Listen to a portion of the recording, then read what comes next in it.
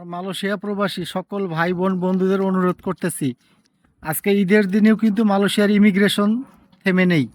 মালয়েশিয়ার immigration police কিন্তু থেমে নেই। তারা কিন্তু প্রতিনিয়ত অবৈধ লোকদের ধরতেছে, যারা নথিপত্রবিহীন প্রবাসী আছে তাদেরকে ধরতেছে। তাই সবাইকে অনুরোধ করতেছি, আপনারা সবাই সাবধানে থাকবেন। যাদের কাছে বৈধ ভিসা বা বৈধ কোনো কাগজপত্র নেই, তারা অবশ্যই এই ঈদে কোথাও বাহিরে যাবেন না। আপনারা হয়তো বা বিভিন্ন ভিডিওতে দেখছেন, সোশ্যাল মিডিয়ার মাধ্যমে দেখছেন যে আজকের ঈদের দিনেও 1000-এর অধিক প্রবাসীরে মালয়েশিয়ার ইমিগ্রেশন পুলিশ অ্যারেস্ট করছে। এটা দেখার পরেও যদি আপনাদের মনে ভয় না থাকে, আপনারা যদি মনে ভয় না রাখেন, তাহলে আর কিছু করার নাই। তাই যারা এই যে ঘোরাফেরা করতে নথিপত্রবিহীন যারা আছেন, তারা ঘোরাফেরা করবেন না। অনুরোধ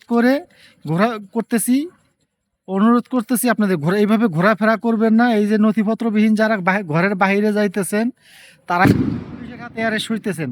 তাই সবাইকে অনুরোধ করতেছি, নথিপত্রবিহীন প্রবাসী যারা আছেন, তারা মানে এই মুহূর্তে জনবহুল এরিয়াগুলো এড়িয়ে চলুন। তা না হলে আপনারাও পুলিশের হাতে অ্যারেস্ট হতে পারেন। সবাইকে অনুরোধ করতেছি, এই ভিডিওটা সবাই ছড়িয়ে দিবেন।